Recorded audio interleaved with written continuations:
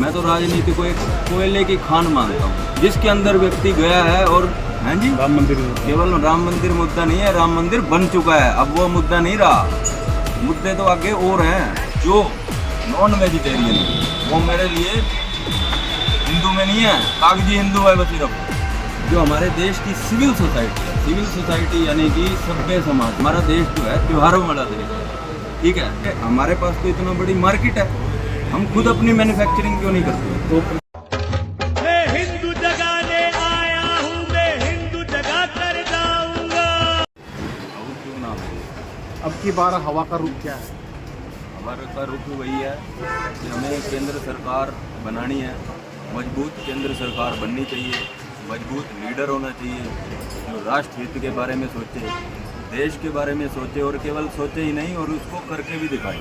मुद्दे क्या Implement के मुद्दे क्या कुछ हैं? राष्ट्र केंद्रीय स्तर पर केंद्रीय मुद्दे होते हैं मेन, इसको उन्हीं को देखा जाता है। तो टॉप पर जो केंद्र सरकार बनानी है, केंद्रीय लीडर जो है वो इस समय नरेंद्र मोदी जी है। और नरेंद्र मोदी जी को लाने के लिए हमें एक पूर्ण बहुमत सरकार चाहिए, ताकि जो भी कार्य हैं बिना किसी त्रुटि के और बिना किसी विघ्न के सही से चल पाए। अब की इसके बार लिए जरूरी है कि भारतीय जनता पार्टी को वोट दिया जाए, बीजेपी को वोट दिया जाए और नरेंद्र मोदी की मजबूत सरकार बनाई जाए। अब की बार मनोहर लाल के फेस को देख के वोट कर रहे हो या फिर प्रधानमंत्री नरेंद्र मोदी के? दोनों के फेस को देखा जा रहा है जी। हमारी मेन सिचुएशन केंद्रीय स्तर पे यही है कि हम देखें कि सरकार किसकी होनी चाहिए, उसके हिसाब से हम नीचे कैंडिडेट को भी देखें किसको वोट देना है, और दूसरे लेवल पे हमें नीचे भी देखें कैंडिडेट कौन है। कैंडिडेट जो है वो काफ़ी स्ट्रॉन्ग है, और सबसे बड़ी बात ये है कि वो बेदाग है। 9.5 साल का उनका राज्य स्तरीय कार्य रहा है, जो सीएम के पद पे वो रहे हैं, और पहला ऐसा कोई मुख्यमंत्री देखा है कि जो बेदाग हो, जिस पर किसी प्रकार का कोई दाग नहीं है। मैं तो राजनीति को एक कोयले की खान मानता हूँ, जिसके अंदर व्यक्ति गया है और साफ सुथरे प्योर श्वेत वस्त्रों में बाहर निकल के आया और बिना किसी दाग। बेरोजगारी महंगाई कोई मुद्दा नहीं? बेरोजगारी महंगाई देखिए, पॉपुलेशन भी ज़्यादा है, सारी बात है। 10 साल पहले ही क्या 10 साल पहले ही पॉपुलेशन से पहले ही हाँ थी, पिछले- ऐसे बहुत सारे स्टार्टअप। देश में सबसे अगर बात करें बेरोजगारी सबसे ज़्यादा हरियाणा में हाँ जी। उसकी दर 26.7। उसको लेकर रहे क्या? वो जो हरियाणा का हमारा यूथ हरियाणा का, वो अब विदेशों में पलायन कर रहा है, तो डंकी रास्ते को किसी रास्ते, इसको लेकर क्या करते हैं? देखिए, जिस यूथ को जैसे जैसे रास्ता मिल रहा है अपने स्तर पर वो कर रहा है। कुछ लोग नए अपने बिजनेस कर रहे हैं, स्टार्टअप्स का यूज़ कर रहे हैं, कुछ लोग ई कॉमर्स का इस्तेमाल कर रहे हैं, कुछ ड्रग्स में भी घुस गए हैं। ठीक है, हर तरीके का युवा है, अपनी अपनी तरह से वो अपनी लाइन चुन रहा है। इसमें कोई महंगाई पेट्रोल डीजल और जो और रोजमर्रा की चीज़ें उनमें लगातार महंगाई हो रही है, मतलब गरीब आदमी को अपना जीवन यापन करने में बड़ी परेशानी हो रही है। उसको लेकर क्या? देखिए, कुछ मुद्दे ऐसे हैं जिस पे केंद्रीय सरकार को सोचना चाहिए। जो बहुत ही बेसिक नीड्स की चीज़ें हैं उन पे सब्सिडी देनी चाहिए।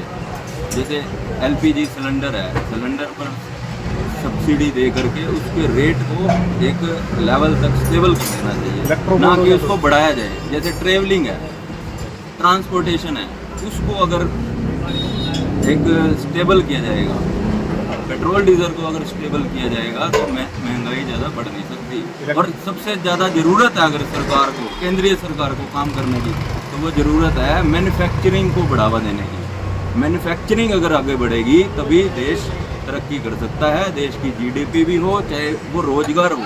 क्योंकि आज हमारे देश में अगर कोई, हमारा देश जो है त्योहारों वाला देश है, ठीक है। हर महीने, हर 6 महीने बाद कोई ना कोई बड़ा त्यौहार आता है, चाहे वो होली हो, दिवाली हो, नवरात्रि हो, उससे हमारा रोजगार बढ़ता है, अर्थव्यवस्था बढ़ती है। लेकिन आप देखिए कि दिवाली के समय में हमारी जो अपना लाइटें लगती हैं वो भी चाइना से आती हैं। ऐसी बहुत सी चीज़ें हैं, त्यौहार हमारा है लेकिन वो त्यौहार तो अर्थव्यवस्था के हिसाब से चाइना मनाता है, और वही चाइना की जब अर्थव्यवस्था ऊपर होती है, चाइना अगर ग्रो करता है तो वो हमारे ऊपर ही हावी होता है, और उससे वो हथियार खरीदता है, डिफेंस। इससे हमारी स्थिति खराब होती है। इसलिए ज़रूरी है कि हमारी इतनी बड़ी पॉपुलेशन है, अगर इतनी बड़ी पॉपुलेशन है तो कहीं ना कहीं कंज्यूमेबिलिटी भी होगी। हमें बेसिक नीड्स जो भी है उनको पूरा करना है, उसके लिए हमारे पास तो इतना बड़ी मार्केट है, हम खुद अपनी मैन्युफैक्चरिंग क्यों नहीं करते? तो फिर क्यों उनकी मैन्युफैक्चरिंग भी करें, उन यूथ का इस्तेमाल भी करें, उन स्किल्स का इस्तेमाल भी करें, एक बढ़िया पॉलिसी बनाएं और एक्सपोर्ट का भी हमारे पास बहुत बड़ा साधन है। आजकल ज़रूरत है टेक्नोलॉजी का इस्तेमाल करने की। नरेंद्र मोदी टेक्नोलॉजी में की बात करते हैं, उसको बढ़ावा दे रहे हैं। ई कॉमर्स का इस्तेमाल करने की ज़रूरत है आजकल। समय के अनुसार चलें और बहुत ज़रूरी है कि देश और राज्य से ड्रग्स को ख़त्म किया जाए। इस पे काम करो।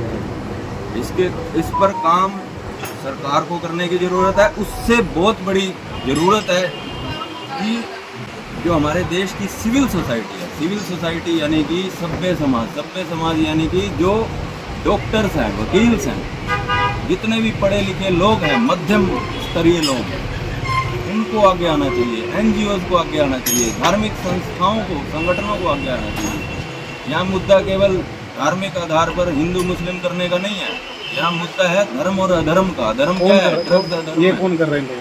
हाँ जी, हिंदू मुस्लिम कौन कर रहे हैं? ये चीज़ देखिए, हमारा तो मेरा तो मेन एक ही है, जो नॉन वेजिटेरियन है वो मेरे लिए हिंदू में नहीं है, कागजी हिंदू है वो, सिर्फ वो हिंदू नहीं है मेरे लिए।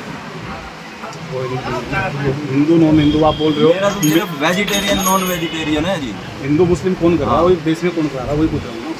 चल रही हैं चीज़ें, देखिए बाबर ने अटैक किया, वो सारी बातें हैं, हमारा पूरा इतिहास है, उसको लेकर कि प्रतिशोध भी है लोगों में, हिंदुओं में भी प्रतिशोध है। उन सारी चीज़ों को देखा जा रहा है। बाबरी मस्जिद जो बनाई गई अयोध्या के, वहाँ राम जी का हम अपने रामायण में भी देखते हैं, अयोध्या के अंदर राम जी थे, राम मंदिर था और अयोध्या थी, वहाँ तो कुछ भी नहीं था, विनाश हो चुका था। बाबरी मस्जिद थी वहाँ तो मूल में जब नीचे खुदाई की गई तो पता चला कि वहाँ तो जो चीज़ें मिली हैं, देखिए आज जो उन्होंने कहा मंदिर वहीं बनाएंगे, मंदिर बन चुका है।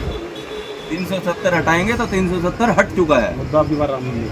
हाँ जी, राम मंदिर मुद्दा। केवल राम मंदिर मुद्दा नहीं है, राम मंदिर बन चुका है, अब वो मुद्दा नहीं रहा। मुद्दे तो आगे और हैं, आगे के आगे